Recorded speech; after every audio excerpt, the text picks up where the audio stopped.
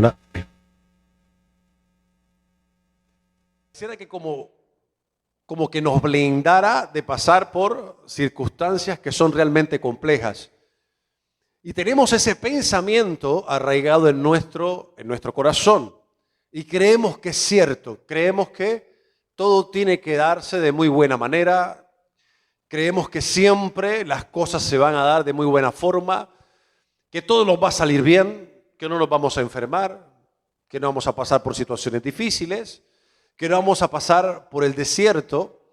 Y ese pensamiento que arraigamos en nuestro corazón hace que no seamos realistas en el sentido de poder experimentar lo que ya está escrito, que Dios estipuló en su palabra, que Dios ha confirmado un montón de veces y que es para que la iglesia de Dios, cada hijo de Dios, entienda que las circunstancias difíciles son la oportunidad perfecta para que Dios pueda glorificarse por medio de nosotros. Que no nos gusta, que no queremos que sea así, que no queremos que pase de esa manera, no significa que no vaya a pasar. Entonces vamos a pasar por el umbral del dolor, lo vamos a experimentar, vamos a tener pérdidas, nos va a doler hasta el alma a veces, con situaciones muy puntuales, puede ser alguna enfermedad específica, o puede ser el daño que te haga alguien más, pero definitivamente no podemos evitarlo. Es algo, yo diría, que es algo natural de nuestra vida, o sea, algo que no podemos dejar de experimentar. La Biblia dice de que en el mundo sufriremos aflicciones, pero que estemos confiados porque Él ha vencido al mundo. De ninguna manera significa que esa confianza que dice la palabra que tenemos que tener en Jesús va a hacer que no pasemos por este tipo de circunstancias, porque eso no va a ocurrir. Y yo sería un mentiroso si te digo que la vida después de habérsela entregado a Cristo te exime de muchos problemas y circunstancias difíciles, porque no es así. Hace poco hablaba con una persona y le decía que yo creo que esta historia la he contado antes, pero discúlpeme lo que la he escuchado, pero creo que va al caso, que yo tenía un carrito antes de convertirme al Señor, ¿sabes? Y ese carro andaba por toda Barranquilla, todavía no conocía al Señor, andaba por toda Barranquilla, por todas las discotecas de la ciudad, ese carro. El cupo era de 5 personas, yo le metía 10 y 15. No te miento, había gente montada hasta en el techo. No te miento. Y ese carro prendía con una naturalidad. Ese carro no molestaba para nada. Ese carro no era que tenía altos consumos de gasolina. No, ese carro se portaba a las mil maravillas. Era el carro. Y no te hablo del último modelo, ni una camioneta, no nada. Era un Mazda 323 que había sido taxi, cambió a particular y yo lo pinté y lo puse y lo engallé. Eso es todo. O sea, tenía ya cierto trajín, porque había sido taxi. Pero a pesar de eso, nunca me dejaba tirado en ningún lado. Ese carro iba a todas las discotecas. Te digo, ese carro era nocturno. De noche era el trajín y de día descansaba. Y era una locura. Claro, cuando llego a los pies del Señor, yo entendí de que, bueno, tenía que dejar mi antigua vida y que tenía ahora que dedicarme a las cosas de Dios, ¿verdad? Y empiezo a ir a la iglesia, me coloqué 100% en disposición de la iglesia donde estaba, donde nací, y el carro lo coloqué a disposición. Además, entonces era el que llevaba instrumentos, hacía una cosa, hacía otra, iba a un lado, iba al otro, cuando me dejaba. Porque ahí es donde empezó a molestar el carro. Se apagaba, me tocaba empujarlo, me dejaba metido, se espichaba con una frecuencia que tú no te imaginas. Le pasaba de todo al carro y yo decía, era lo que yo imaginaba, ¿no? Yo pensaba, decía, pero caramba, si este carro nunca había molestado tanto. ¿Qué es lo que pasa con este carro? Y me tenía recontraburrido. Mira, es más, estaba a gas y yo le quité el gas y que para que mejorara, pero la realidad era que cuando estaba a gas y no conocía al Señor, eso no molestaba para nada, 2.000, 3.000 de gas y me llevaba a todos lados. Pero ya no era así. Entonces me recomendó, no, quítale el gas, déjalo a gasolina, le quité el gas, lo dejé a gasolina, eso seguía molestando. Entonces eran las bujías, cuando eran las bujías eran los cables de alta, cuando eran los cables de alta era la caja, cuando no era la caja era... Yo decía, ¿pero qué pasa? O sea, ¿qué es lo que pasa? Y claro, decía, pero ahora que soy cristiano, entonces ahora es que, ¿qué? Entonces, ¿este carro qué? Y le daba golpes. Decía, ¿qué te pasa? ¿Verdad? Y el Espíritu Santo me decía, bueno, aparte de que tengo que ajustar algunas cosas en tu vida, algunos hábitos que tienes que vienen de muchos años y que tienes que ir dejando, que tú crees además que son buenos, pero no lo son, y que tengo que ir ajustándolos, y la forma de yo ajustar todos esos detalles tiene que ver precisamente con el poder permitir algunas situaciones para que tú entiendas que eso que tú estabas haciendo no es tan bueno como piensas. Claro, una de esas cosas, por darte simplemente un ejemplo, tenía que ver con una gasolina que yo le echaba al carro que era de Venezuela, que no pagaba impuestos y que era una gasolina que era ilegal. Y yo le echaba esa gasolina ilegal al carro. Yo pensaba que era bueno. Yo pensaba que era bien. Y tiende uno a confundirse porque dice, no, le echo esta pimpina de gasolina, no sé si habían escuchado el término antes, pero pimpina de gasolina, yo se la echo, ¿verdad? Y voy a servirle al Señor, me rinde más. Yo, Señor, esto es para ti. Pero resulta que con el Señor las cosas no funcionan de esa manera. No funcionan de esa manera. Entonces, claro, le permitía que los inyectores, pues eso no tenía inyectores, era carburador, que el carburador se tapara, ¿verdad? Y que empezaran las fallas y que esas fallas entonces afectaran todo el sistema. Tenía que cambiarle las bujías constantemente porque esa gasolina venezolana venía como que sucia y aparte de que venía sucia tapaba toda esa vaina la tapaba. En fin, que la cosa no era tan fácil como yo pensaba o como yo creía. Entonces poco a poco me fui dando cuenta, primero, que nosotros, lo que te decía al principio, no estamos o estamos más bien expuestos a pasar por situaciones complejas y difíciles. La gran mayoría de ellas provocadas por nosotros, pero vamos a tener que pasar por este tipo de situaciones. Entonces, que somos cristianos y entonces todo nos va a ir bien en todo momento, en todo tiempo, y las cosas van a ir bien en todo momento y en todo tiempo. Yo pienso que la vida cristiana tiene que ver con temporadas. Y vamos a experimentar temporadas en ciertos momentos de nuestra vida que nos van a permitir sentir el dolor. Y eso no nos gusta. Primera de Corintios 13 habla del amor y especifica qué es el amor en realidad. Y dice, el amor es sufrido. Por ejemplo, y nosotros decimos, ¿cómo así que el amor es sufrido? El amor no debería tener ese ingrediente, pero dice, el amor es sufrido. Entonces, la vida cristiana tiene que ver con este tipo de situaciones que nosotros lamentablemente no asimilamos de la mejor manera y que provocan que nosotros vivamos en una burbuja irreal que no tiene nada que ver con llevar una vida cristiana. No tiene nada que ver.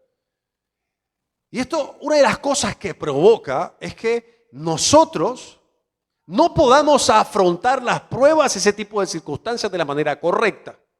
Y que además ocasione que nos desanimemos con una facilidad impresionante. Sin contar de que causa que nos distraigamos, que nos desenfoquemos y que no nos alineemos al propósito de Dios. Porque no entendemos por qué el propósito de Dios tiene como ingredientes tantas circunstancias difíciles. No lo entendemos, nos cuesta mucho trabajo. Para nosotros es muy difícil. Entonces yo vengo a decirte, y esto es una palabra que debe hacerse real en nuestras vidas, que quizás puede que no te anime mucho, pero que tiene que confrontarte en el sentido de poder saber dónde estás, qué tienes que hacer y qué se requiere para llegar al lugar donde Dios ha dicho que vas a llegar. Cuando Dios le dio una palabra a Josué en cierto momento de poseer la tierra que fluye leche y miel, le dijo, esfuérzate y sé valiente. Las promesas de Dios requieren esfuerzo y requieren de valentía. Y esto nos habla de cierto grado de complejidad para que puedan cumplirse cada promesa. Y tú dirás, bueno, pero ¿por qué? ¿Qué sentido tiene que sea tan difícil? Yo quiero que esa pregunta la podamos responder con lo siguiente. ¿Qué de lo que tú has alcanzado, que te ha costado trabajo, no has valorado? La voy a repetir una vez más, no tienes que responderla públicamente, pero piensa un poco en la pregunta. ¿Qué de lo que hoy tú puedes disfrutar, que te ha costado bastante, no lo valoras? ¿Cierto que sí? En cambio, acuérdate de aquello que no te costó nada.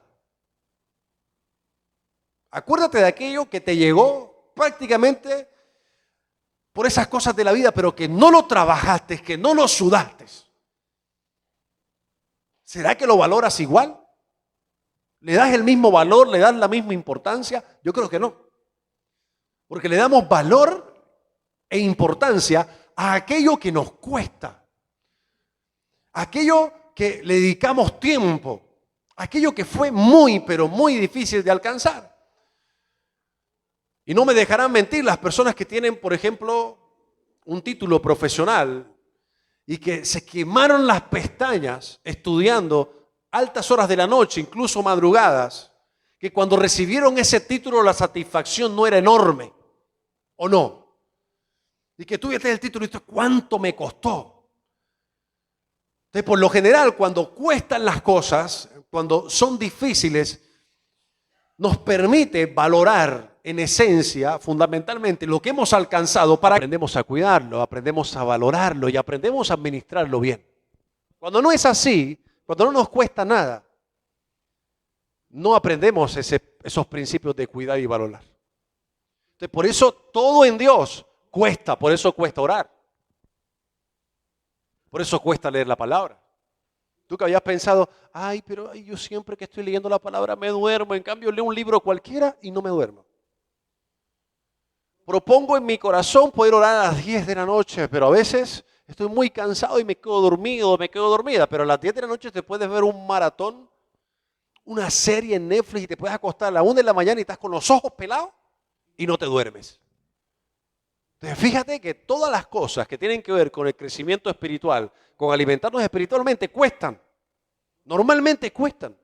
Entonces no podemos seguir pensando que será fácil, no podemos seguir creyendo que no vamos a pasar por momentos difíciles, que no vamos a pasar por circunstancias difíciles, porque hoy Dios quiere darnos un baño de realidad.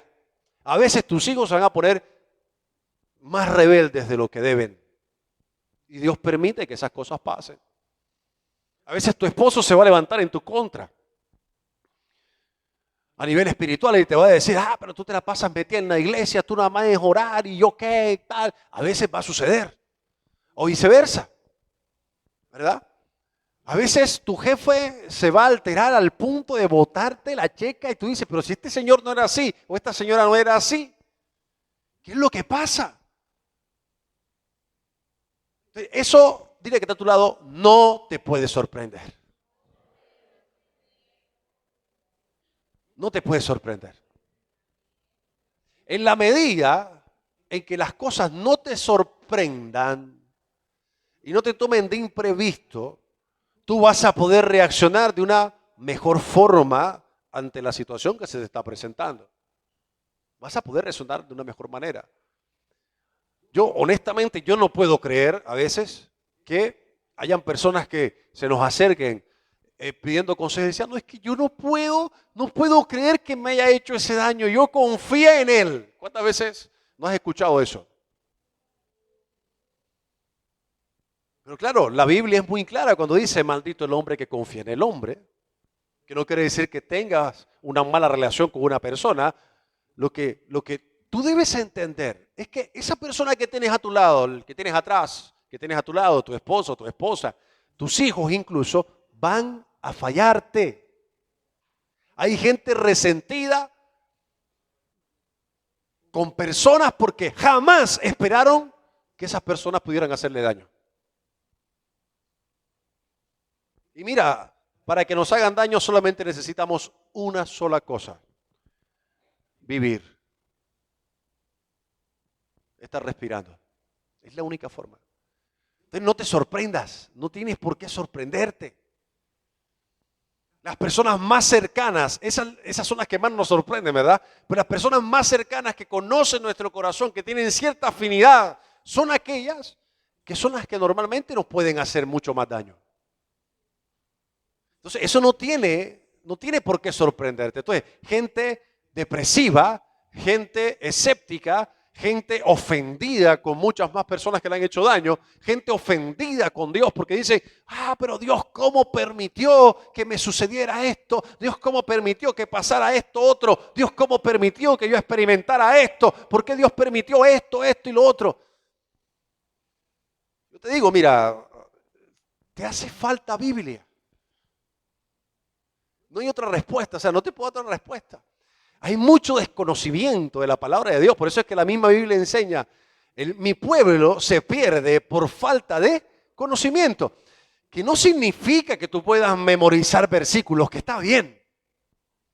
Significa que la Biblia en sí, como es viva y es eficaz, te pueda aterrizar a una realidad espiritual, que tú puedas discernir qué es lo que pasa, por qué pasan las cosas que nos pasan, por qué nos suceden las cosas que nos suceden, y que tú puedas estar alerta a nivel espiritual, y eso solamente es el resultado de poder permitir que la palabra se haga viva en nosotros, estudiar la palabra. A mí, ¿cómo me puede sorprender, por ejemplo? Y este es por darte un ejemplo. ¿Cómo me puede sorprender que la sociedad esté tan degradada? ¿Cómo me puede sorprender que hayan tantos homosexuales? No tengo nada en contra de ellos, en esencia, en el sentido de que hay que amar a todas las personas, aunque no esté de acuerdo con su práctica. Pero ¿cómo me puede sorprender eso? ¿Cómo me puede sorprender, por ejemplo, el lesbianismo? ¿Cómo me puede sorprender ver tantos jóvenes de 15, 16, 17 años en las discotecas con absoluta libertad y que haya padres que no les digan nada? ¿Cómo nos puede sorprender que hayan hijos que falten al respeto a sus padres? Que no los respeten, que no lo honren. ¿Cómo me puede sorprender todo eso? Si todo eso está en la palabra. Dice, el amor de muchos se enfriará. Los hijos se levantarán en contra de los padres. A lo bueno llamarán malo y a lo malo llamarán bueno. O sea, la palabra nos ilustra a la perfección lo que hoy está sucediendo y además lo que va a suceder. Entonces, por eso te digo que la palabra es la fuente que nos permite a nosotros conectar con Dios, pero es la fuente que nos permite que haya revelación en nuestras vidas para que no nos tomen por sorpresa todo lo que nosotros podemos hoy estar viviendo. Y que eso no cause desánimo. Desánimo. Porque las pruebas, cuando no son superadas o simplemente cuando estamos en ellas y no las superamos, causan desánimo. Por eso tú ves dentro de la iglesia tanta gente desanimada. Aparte de que no entienden todo lo que te acabo de explicar, no entienden por qué pasan lo que pasan, por qué experimentan lo que experimentan, o por qué Dios lo permite, en el peor de los casos, porque está haciendo un mal análisis, siempre están quejándose de su vida y de lo que están viviendo, siempre. Y siempre están desanimados. Entonces, toca acá, desde acá, el líder de alabanza o el líder el que esté haciendo lo que está haciendo, toca, levanta tus manos, baja tus manos, anímate, mira. Y siempre toca estar diciéndole, mira, ánimo, que Dios está contigo. No digo que esté mal, pero ya tú tienes 15 años, 10 años en el cristianismo y todavía toca estarte alentando. Todavía toca estar diciendo, ánimo, mira, Dios está contigo, cálmate, mira, Dios está a tu favor. Esto que te está pasando es para formar algo en tu corazón. Esto que te está pasando es para algo que Dios quiere trabajar contigo. Pero ánimo, que estás dentro del propósito de Dios. No te desanimes. En otras palabras, es normal que hayamos vivido y que estemos viviendo todo lo que estamos viviendo. Es absolutamente normal. Y si vemos referencias en la Biblia de grandes hombres de Dios desanimados, totalmente desanimados, porque no solamente nos pasa a nosotros, le pasa a grandes personajes bíblicos. David, por ejemplo, en el Salmo 38:4 dijo, mi culpa pesa sobre mi cabeza como una enorme carga. Dice, me estoy hundiendo. Entonces David estaba en depresión. Experimentó lo que es depresión, lo que es estar desanimado, lo que es estar angustiado. Se refugiaba en Dios, sí, pero también le decía a Dios cómo se sentía. Y a veces nosotros tenemos que decirle a Dios cómo nos sentimos. Para que Dios pueda hablarnos y decirnos, mira, esto que estás viviendo, esto que estás pasando, esto que estás experimentando, es el resultado de, por ejemplo. Y tú tengas ese baño de realidad y puedas darte cuenta de que, mira, no vas a recoger algo que no estés sembrando. Y eso es otra cosa también que nos sorprende. Vivimos largas temporadas de escasez. Y le preguntamos a Dios por qué. ¿Y tú sabes por qué el pueblo de Dios? A veces, cuando hablo del pueblo de Dios, hablo de ti y de mí. ¿Por qué a veces hay temporadas de escasez que se prolongan en el tiempo? Porque no estamos aplicando principios. Porque para recoger antes, ¿qué tienes que hacer? Ah, no, pero nosotros pedimos antes para poder dar.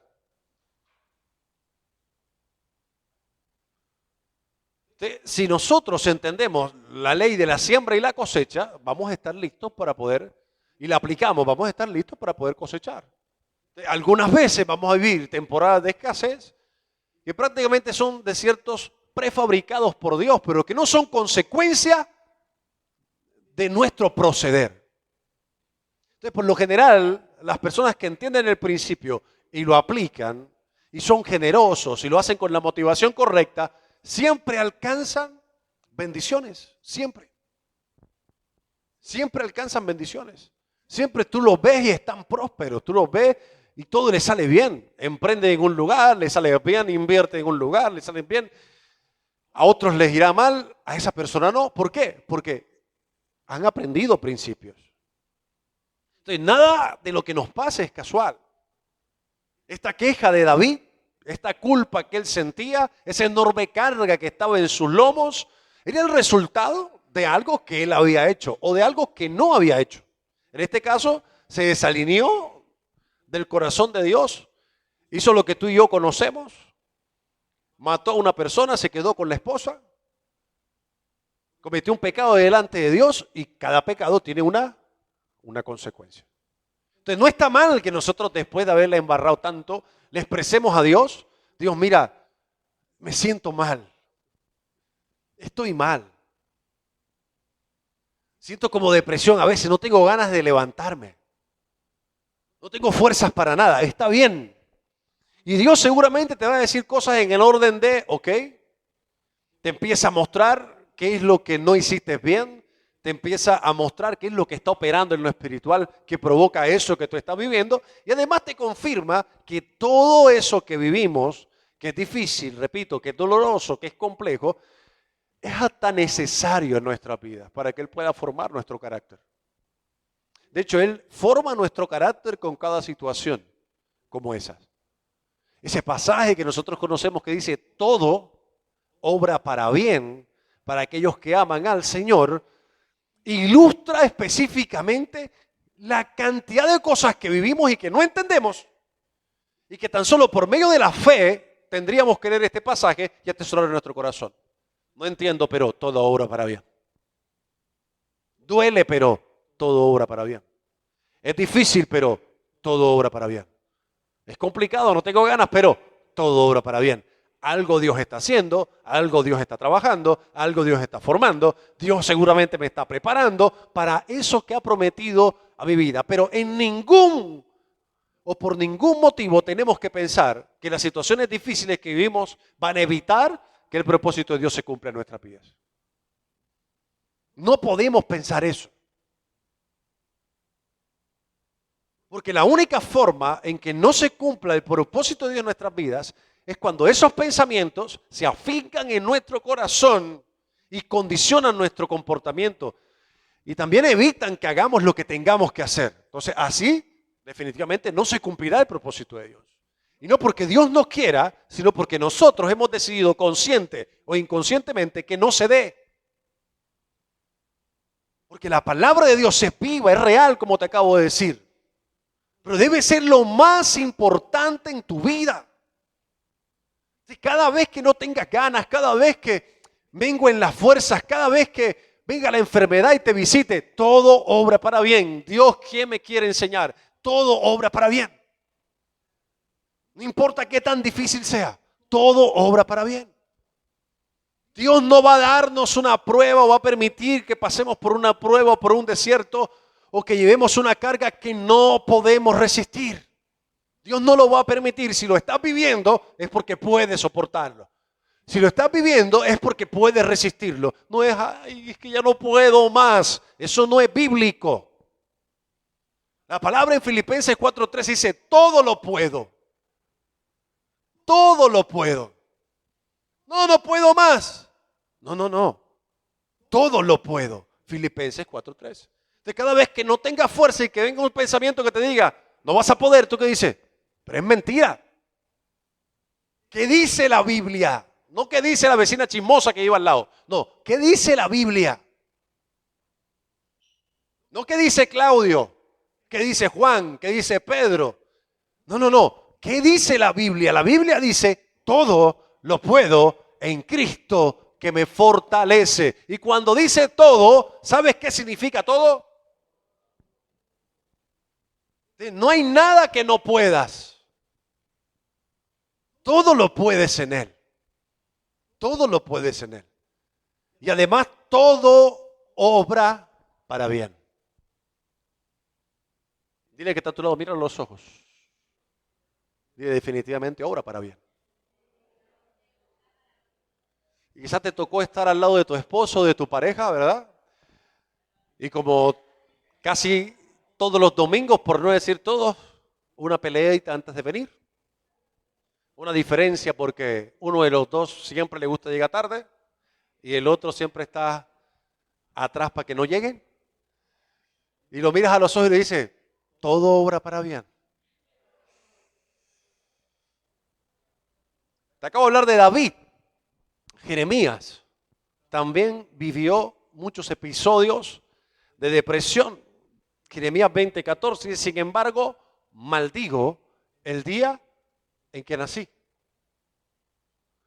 Y era una queja en contra de Dios, porque estaba viviendo algo que no le gustaba, algo que causaba depresión en su vida. Desánimo, y le dijo a Dios, maldigo el día en que nací, como diciendo, es mejor que no hubiera nacido. No aguanto más. ¿Y cuántos nos hemos sentido así?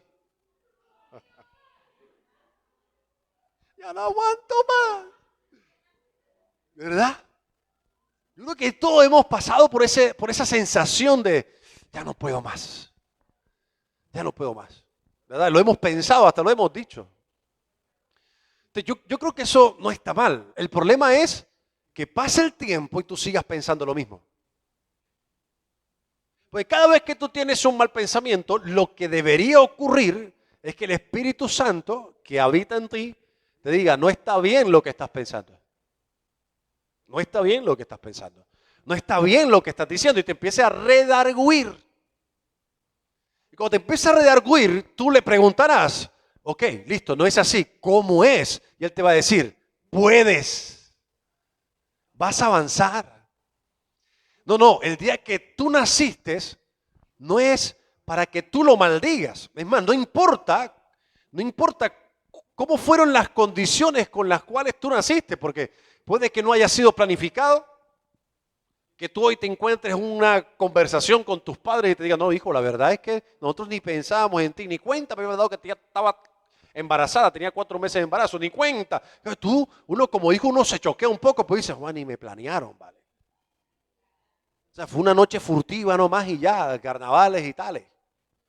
Pero a mí ni me planificaron. Pero claro, cuando tú vas a la palabra y tú encuentras, desde el vientre de mi madre, tú me formaste. Claro, tú dices enseguida, no, pero es que esto no se trata de las condiciones naturales con las cuales yo nací. Porque puede que ni siquiera te hayan criado tus padres o que tus padres hayan decidido que tu hermana o tu hermano sea el preferido o la preferida. Como suele pasar, ¿verdad? No importa la condición, tú fuiste creado o creada desde el vientre de tu madre con propósito. Y si te digo que no importa la condición, es porque Dios ha dicho que te formó ahí. O sea, el plan Dios lo estableció de esa manera. ¿Qué le interesa al enemigo? Que tú pienses otra cosa. Por eso la palabra dice, pensad en todo lo bueno, en todo lo justo, en todo lo que es de buen nombre, en lo que hay virtud. Dice, en esto pensad. Nuestros pensamientos son importantes. Y Romanos 12:2 dice, transformaos aquí, en el cocote, en la torre de control, que significa, tú definitivamente tienes que pensar lo que yo pienso de ti. Eso nos dice el Señor cuando dice transformaos. Tú tienes que pensar en lo que yo pienso de ti. Tú no eres la niña rechazada, la apartada por allá, la que le hacían bullying en el colegio y que eso condicionó tu forma de afrontar cada problema y cada circunstancia que hoy vives y que es natural además. Tú no eres eso. Tú eres una princesa de Dios. Eso es lo que tú eres. Hombre, que estás en este lugar, tú eres un varón. Tú te amarras el cinturón bien amarrado porque tú eres el sacerdote de tu casa. Nada más y nada menos. Entonces tú eres la imagen de Cristo en el hogar. Tú sabes la responsabilidad que tiene eso. Entonces tú como hombre, tú tienes que estar con la frente en alto así. Y sacando pecho. Y firme, que tu esposa te vea y diga, juegue, esto está que se cae la casa y mi hombre está firme. Pero Manny, hay veces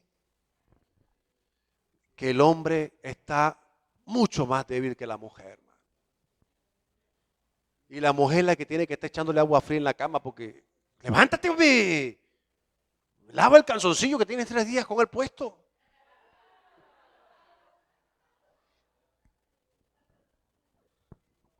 Y la sociedad, si tú te das cuenta, está atentando contra el hombre de una forma discriminada, una cosa impresionante. Y con esto no quiero decir de que esté en contra del papel de la mujer, ni mucho menos, pero creo que se están llevando a unos extremos bastante complejos. ¿Pero es para qué? Para que el hombre deje de ser hombre, que no necesariamente tiene que ver con el sexo, aunque pasa, ¿no? Pero no tiene que ver solamente con su inclinación sexual. Es para que el hombre deje de hacer lo que tiene que hacer como varón. Dice la palabra que tú rendirás a cuenta a Dios de la familia que te dio. No es tu esposa, eres tú. Entonces tú tienes que crear un altar de adoración. Tú eres quien tiene que promover tiempos de oración en casa. Tú eres el que tiene que hacer lo que tiene que hacer en casa y decir, yo soy el hombre del hogar. No, yo soy el hombre del hogar, tráeme la comida acá. Joda. Eso es ser un patán. Eso no es ser hombre. Un hombre cuida a su familia, la protege, la sustenta, enfrenta, es el primero que se para en la brecha y dice, no te preocupes, mi amor, ustedes quédense ahí, que yo hago lo que tengo que hacer. ¿Qué es lo que? No tiene nada que ver con pelear y tirar trompa, ¿no? Aclaro. Tiene que ver con la forma de afrontar tú cada circunstancia difícil. Y tú eres el hombre.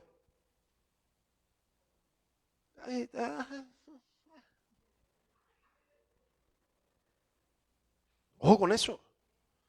Otro ejemplo de depresión, otro gran hombre de Dios, Elías. Primera de Reyes 19:3 dice de que Elías se asustó tanto al escuchar lo que escuchó de parte de esta reina que le amenazó con quitarle la vida, que se fue y se escondió para salvar su vida. Y dijo algo muy similar a lo que dijo Jeremías. Dijo, Señor, yo no merezco esto, déjame morir, que mis antepasados son mejores que yo. El tipo, después de una gran victoria, cortando la cabeza a los 400 profetas de Baal, después de esa gran victoria, dice la palabra, tuvo miedo, se asustó, cayó en depresión y le dijo al Señor, Señor, quítame la vida, quítame la vida. No quiero seguir viviendo. No quiero seguir con esta situación. No quiero más. No quiero más, Señor. No quiero más. Entonces, otro ejemplo más de que a veces vamos a experimentar este tipo de sensaciones. Y que vamos a abrir nuestra boca y vamos a decir, Señor, no quiero más con mi esposa, ya no más. El divorcio es lo más fácil. Porque siempre será mucho más fácil lo que Dios no nos pidió que hagamos. Siempre. Entonces, la salida más fácil va a ser siempre el divorcio. La salida más fácil siempre va a ser el poder gritar a nuestros hijos y no educarlos en el temor de Dios. La salida más fácil siempre va a ser el poder renunciar a nuestro trabajo, y Dios no quiere que renunciemos simplemente porque no podemos lidiar con las situaciones que vivimos en él. Hay gente renunciando a trabajos y no tiene que renunciar, tiene que quedarse porque su carácter está siendo formado ahí. Gente abortando el plan de Dios porque no puede lidiar con la gente que tiene a su alrededor. Porque se les ha convertido en una carga. Gente que ha dejado de venir a la iglesia porque no puede lidiar con el hermano o con la hermana porque no le gusta el color de zapatos que usa, porque viene espelucada, porque no se baña o por quién sabe qué cosas. Entonces, abortamos el plan de Dios cuando decimos en nuestro corazón, no puedo más, no puedo más. Y tomamos el camino más fácil, que es abortar, renunciar, desestimar el plan de Dios en nuestras vidas. Y Dios quiere que tú te pares firme y que puedas resistir. Porque no, lo voy a repetir una vez más, no será fácil. No será fácil. Claro, te acabas de casar. Fuiste a la luna de miel, la vacilaste, maripositas en el estómago, y ya tienes cierto tiempo viviendo con tu cónyuge y ya no lo soportas. ¿No sabías que cuando se levantaba le olía la boca? Claro, como siempre se veían en las tardes, iban al restaurante, le dabas un besito y olía bien. Y cuando se levanta en la mañana, no va a oler bien. A veces no se va a querer bañar y todo eso te molesta. La toalla la deja tirada por allá, embolada por allá, se quita los zapatos, los tira en la sala.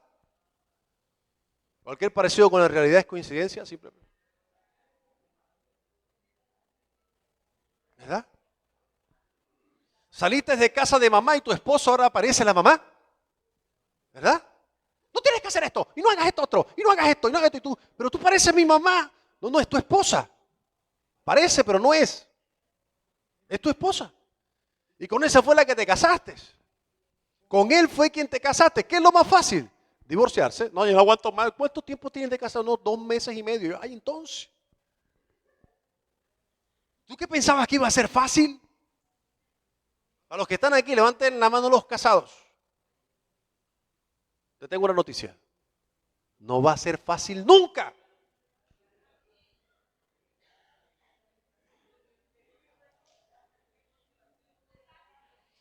Te lo digo para qué. Te lo digo para darte ese baño de realismo. Levante la mano el matrimonio que tiene más de 30 años de casado. Usted tiene más de 30. ¿Cuántos años tiene usted de casado con su esposa? 40. Qué bendición. ¿Ha sido fácil? No es fácil, ¿verdad? Jóvenes, ¿quiénes no se han casado? Levante la mano. ¿Cómo es su nombre? Disculpe. ¿Cómo es su nombre? Rosa. Señora Rosa, ¿es fácil? No es fácil. Para los que no se han casado, no es fácil. Son 40 años y tú la ves que está sonriendo y que lo dice como con orgullo, ¿verdad? ¿Verdad?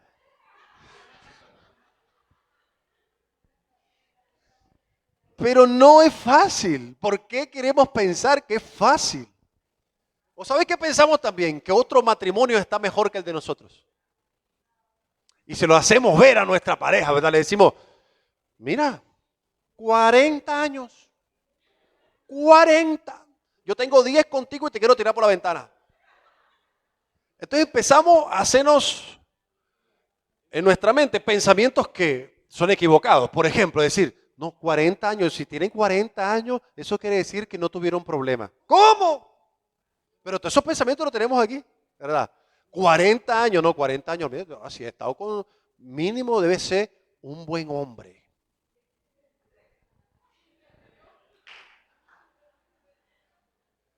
O sea, buen hombre en el sentido de que siempre es amoroso, que siempre es amable, que siempre está de buen genio, que eso no pasa eso no pasa en ningún lado.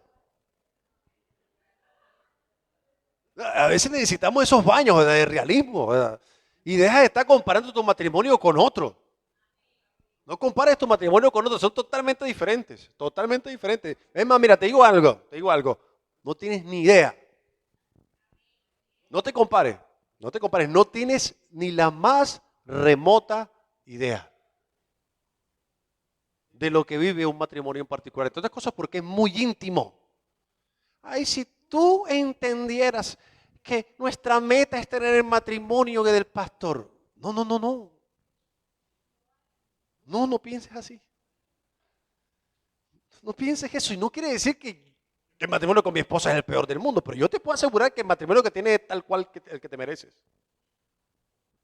Es tal cual el que te mereces. Déjame a mí con mi esposa acá, tranquilo.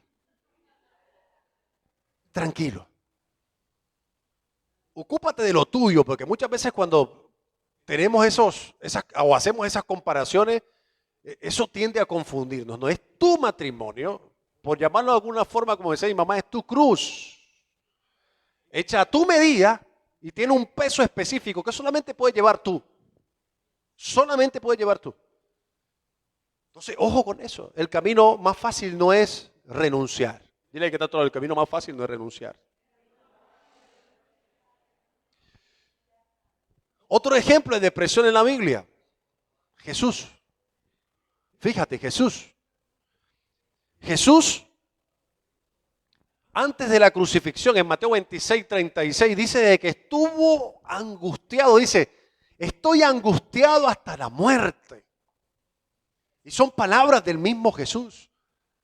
Estoy angustiado hasta la muerte. Y le decía al Padre, Padre, ¿no habrá otra posibilidad? ¿No habrá otra forma? Pasa de mí esta copa tan amarga. O sea, como diciendo, no quiero vivir esto. Y ese es el ejemplo más claro de que grandes hombres de Dios, incluido Jesús, pasaron por momentos difíciles. No lo quiso pasar, no lo quiso vivir, pero digo, que se haga tu voluntad y no la mía. Entonces, cuando estamos pasando por este tipo de situaciones complicadas y que no queremos pasarlas, lo que hacemos es retrasarlas, es estancarnos con ellas y muchas veces hundirnos con ellas. Nunca vamos a ver la salida a esa crisis, a esa situación difícil, si no entendemos que las crisis y las situaciones difíciles se hicieron justos para ser superadas y que tienes la capacidad para superarlas. ¿Por qué? Porque Cristo está en ti y todo lo puedes en Cristo que te da las fuerzas. Entonces tú tienes que estar dispuesto a siempre aprender de cada situación que estés viviendo. Siempre. Y te digo algo más, esa situación que vives y que estás viviendo, por muy dolorosa que sea, por muy complicada que sea, te va a ayudar para que puedas avanzar a un nuevo nivel en Dios. Cada situación que vivamos nos va a ayudar a poder avanzar a un nuevo nivel en Dios. Entonces, cuando empezamos a ver las crisis como realmente son, que son la oportunidad perfecta para que Dios pueda glorificarse, entonces le damos la bienvenida o la vivimos de una forma totalmente diferente a como la hemos afrontado la gran mayoría de las veces. Esto que estás viviendo no es para muerte. Y esta persona necesita escuchar esta palabra. No es para muerte, es para vida. Por muy difícil que sea, Dios va a sacar lo mejor. Y tienes que atesorar esa palabra en tu corazón. Tienes que atesorarla. Hace poco veía, ya con esto termino, hace poco veía una historia de una persona que es bastante conocida. Es un colombo japonés que se llama Yokoi Kenji Díaz. Él decía que él se crió en la ciudad de Bogotá hasta los 8 años. Él es japonés, pero su mamá es colombiana. Y se lo llevaron para Japón. Y allá en Japón él no entendía el idioma, no entendía cómo esas personas o esos niños de esa edad en el salón de clases se burlaban de él porque él no entendía el idioma, no les entendía absolutamente nada y siempre estaban ofendiéndolo y haciéndole bullying. Entonces le decían, tú no mereces estar aquí porque no eres para nada inteligente. Tú tienes que irte para otro salón donde hay personas especiales como tú. Y resulta que él no era especial. O sea, él no era una persona especial, era un niño que no sabía simplemente el idioma. Pero él decía que él se había creído lo que esos niños le decían y que eso le causó rabia, indignación, frustración, porque el bullying que estaba recibiendo era bastante fuerte. Era bastante fuerte. Él le decían, a Yokoi hay que pasarlo al salón número 8. Ahí en el salón número 8, él se quedaba pensando y decía, pero si aquí nada más tenemos hasta el salón número 5, que es donde estamos. El salón 8 no existe. O sea, ¿a cuál salón? Se preguntaba él. Pues resulta que el salón sí existía. Y era un salón para personas con síndrome de Down, especiales. Y a él lo llevaron a ese salón. Y cuando ingresó, estaba una profesora ahí, en ese salón, que tenía una bata puesta. Y los niños también se colocaban una batica, porque normalmente este tipo de personas siempre están botando mucha baba. Y él estaba ahí, y se quedó justo en ese salón, y al principio él decía que era bastante difícil, porque se sentía desplazado, se sentía como ellos, no siendo como ellos. Había creído, repito, lo que le habían dicho sus compañeritos, todo el bullying que le habían hecho, que él no servía, que él no era inteligente, que él era un bruto, que él no podía con eso, que no iba a poder además.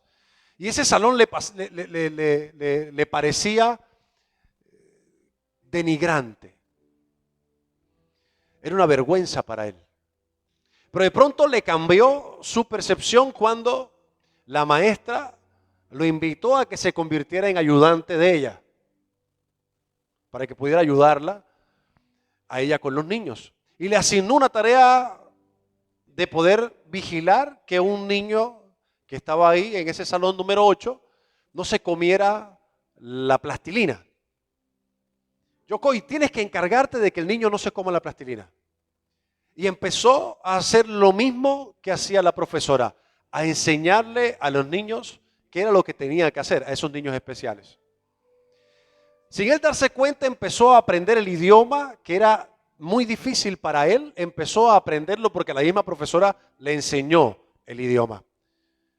Empezó a aprender el idioma, empezó esa carrera que hoy él puede y que va a todas partes del mundo haciendo, que es enseñar a otros. O sea, su etapa de poder enseñarle a muchas personas empezó primero con un rechazo rotundo de hacerlo en el lugar donde Dios había permitido que estuviera, con niños que tenían un síndrome que él no tenía y con una ocasión que para él era bastante diferente a lo que él había imaginado. Bastante diferente.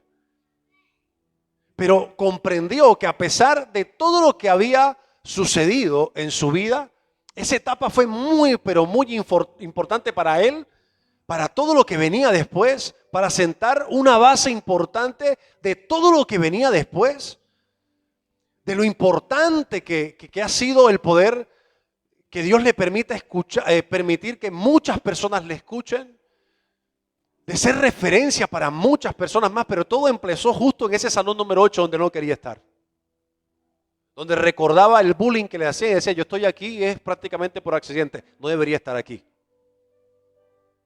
Sintió mucho dolor, sintió mucha frustración, pero él tomó la decisión de que ese salón número 8 se convirtiera en bendición para su vida. Así como tú y yo tenemos que decidir que esas situaciones que estamos viviendo hoy, ese salón donde estamos, que puede que sea muy similar al que tenía Yokoi, pero quizás hoy eres una mujer separada, tu matrimonio acabó y estás solo con tus niños, o quizás está a punto de acabar, o quizás de niño o de niña fuiste violentada, ese es tu salón número 8, o fuiste abandonado por tus padres, ese puede ser tu salón número 8. O no fuiste el hijo deseado, o no fuiste la hija consentida porque consintieron al mayor o consintieron al menor. Y eso causó que tú pudieras sentir la misma frustración, dolor que Yokoi sintió. Pero ¿sabes algo? Estoy seguro que es tu salón número 8, el que te va a catapultar para muchas cosas preciosas que el Señor tiene para ti. Estoy seguro que Dios va a utilizar ese dolor a tu favor. Primero te va a sanar, obviamente, pero lo va a utilizar a tu favor. No sé cuál sea tu salón número 8 que tú puedes identificar. Muy doloroso la experiencia, muy difícil. Pero hay algo que sí sé, y es que al Dios al cual adoramos se vale de cualquier circunstancia para enseñarnos que su propósito se va a cumplir en nuestra vida, aunque nosotros muchas veces no lo creamos así. Te quiero decirte que el plan de Dios para tu vida es real. Y quiero decirte además que aunque haya sido tan difícil, aunque haya sido tan complicado lo que viviste o lo que estás viviendo hoy, si aprendes a mirar ese salón como una temporada de aprendizaje, donde vas a sacar muchas cosas buenas, aunque no se vean ni estén ahí a la mano, Dios se va a encargar de que tu vida sea totalmente diferente a como lo habías imaginado. Eso es lo que va a pasar. Y va a ocurrir contigo. Y si hoy lo recibes en tu corazón, yo te invito a que te coloques sobre tus pies.